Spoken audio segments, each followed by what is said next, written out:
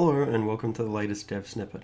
So this time I'm going to be taking a look at a system I've developed called Storybook, which I've also integrated with the add-on for Unity called Fungus. So if we take a look at what it actually does. So if I go and run my project, then we get this image fading in and we see the contrast change, and then that image appears sort of down below. And as we progressively move through each of the images, they effectively fade in, and then the color ramps up in them, or the saturation ramps up in them, and then a version of that goes into the sort of film strip area down below here. And so that's what the Storybook system does. It allows me to put up these pages, in this case photos, and to apply a particular effect to those. Now, in my case, I'm applying, so we can see this sort of saturation change as well as a fade in. And I'm doing that because that actually fits the particular art style that I'm wanting to use for mine, for a few games that I'm wanting to use this in, but it also is something that you could quite easily, by modifying some of the systems, change it so it's giving quite a different effect. So in terms of how I actually work with that, so as I said, I've integrated it with Fungus, which if you haven't seen it, it's a visual scripting system for Unity. It's open source, it's free, it's really great. I very strongly recommend it. I'll put a link in the description below.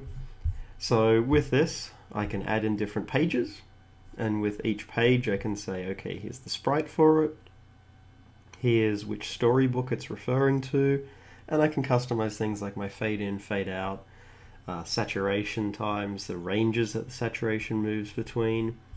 And so I add in all of my pages, and then I simply tell it advance page and which one I want to advance, and then I can say whether it waits until finished. In this context, finished means that it has fully faded in and the image is present. So that's all it is. It's just a few of these different commands. So quite easy to integrate with any sort of existing stuff that you might be putting up for displaying text, things like of that. Now in terms of how it actually works, so in my scene, I have my Storybook Prefab. And so what that prefab has is we have our actual main page. So if we take a look here, then I have our actual main page, which has the image on it. And you'll notice that image has a custom material. And that's how I've hooked in the shader. So the shader is set up on a custom material that the UI uses, and the particular images that are able to be faded all use that same material. And then the history panel is set up in a similar manner, except the history panel doesn't actually have those images in it by default. Those images, if we take a look here down in resources and prefabs, those images are actually a separate prefab, that what happens is they just get added in at runtime, and it's all set up so that those automatically get sized. In terms of how the actual code works, so there's a couple of interesting bits with that. So one of the things is I had to write a shader. Anyone who knows me knows shader programming and graphics programming in general is not my core area, and shaders are an area that I've only done quite a limited amount. So this is one that I've managed to put together because I've done bits of the parts before. And essentially what I've done is it has this grayscale amount that can be added in, and it has an opacity, so it can change the transparency as it's running, and then I just directly set the opacity, and for performing the grayscale effect or changing the saturation, I lerp between the actual color and this more sort of grayscale version. So it's quite a straightforward shader. One thing that you'll notice with this is, so all of the things that get added in as a story page, all of those history ones, all use the same material, which uses the same shader. Now, if you're familiar with shaders in Unity, you would be potentially aware that if you've got multiple objects in the scene, all with the same shader, if you change one of the properties on that particular shader, or on that material, then it changes it for all of them, unless you flag your particular parameters that can vary as being per renderer data. And so you'll notice that I haven't done that here. And that's because this is a shader that's applied to UI. So that ability to customize shader properties for each individual sort of material, or each individual instance of a material. That's not supported with the actual UI shaders, which means what we'll see is that I actually have to, unfortunately, do this. So I have to instantiate a new version of that material for every single page or element there in the history, which isn't ideal.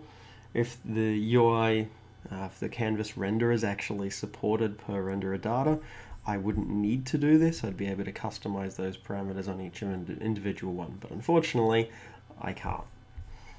So that's why I've set up the shader in that particular way. My actual fungus commands are quite straightforward. Add page just adds in the details to our storybook system. Advance page is also quite similar. The only extra part that it has is this delegate for if we're handling the fact of waiting till we're finished. And the actual storybook system itself. So I tried to set this up to be as flexible as possible. So I've got my individual storybook pages and I have my page states.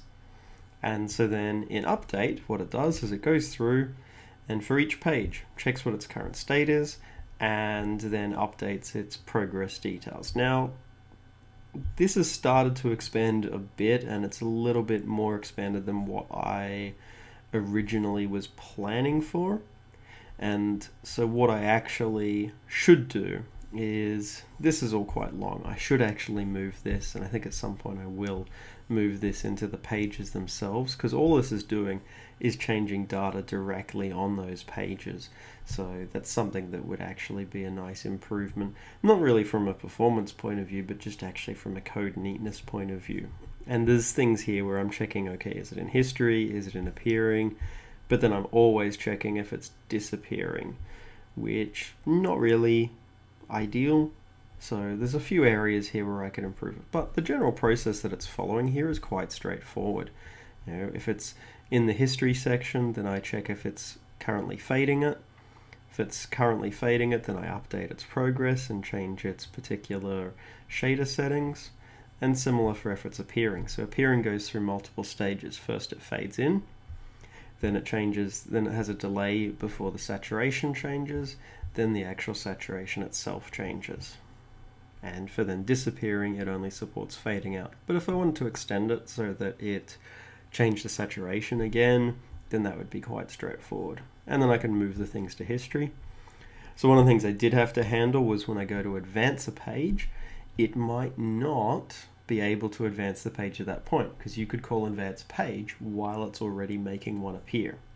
So that's where the delegate in particular comes in handy, because I work out which one is the first one that's hidden, and that first one that's hidden gets told that it actually is going to run the onComplete handler. And I'm actually just realizing that if I had no pages left and I told it to advance page, it would never get the onComplete event. So that's something that I'm going to put in a reminder to fix up. So I need to handle if no page is currently hidden.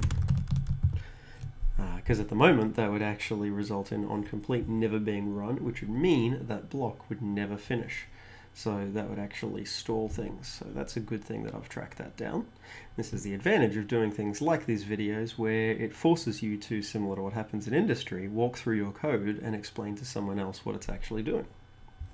And then in my final section here, I go through all of the pages and I'm looking for if they're appearing or disappearing, then I force them to progress.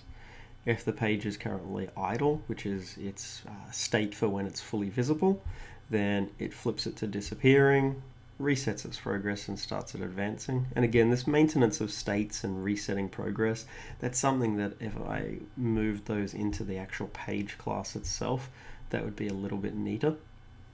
And so if it hits any of those, then it breaks, and otherwise it then sets up and starts moving to the next page. Because this force advance, where that gets used is we check once we've finished fading out a page, if we're set to force advance, then we run advance page again, which will correctly handle all of the setup here. And because onComplete will be null in that case, it doesn't go and change that delegate, but that delegate will have already been linked up. So we link up the delegate first, and then at a later point we might run the delegate. So the structure for this isn't too complex. It has evolved a little bit over time, but it's still flexible enough that if I need to, I could easily add in extra capabilities to it. And it gives quite a nice effect that it sizes to the screen, so can change the size of this and everything, handles that quite nicely. It's easy to mess around with the timings of everything, and I really like the visual effect that it gives. Now I might move other things into the shader because it might be nice to have more options with the shader as far as being able to control actually applying some of these effects, like the vignetting that you can see on some of these images, applying that via the shader, simply so that I'm not having to do as much pre-processing of the images before they go in. But I've linked below if you want to look at Fungus, and if you've got any questions on this or any comments or ideas, then please share them in the comments below. But until next time, bye.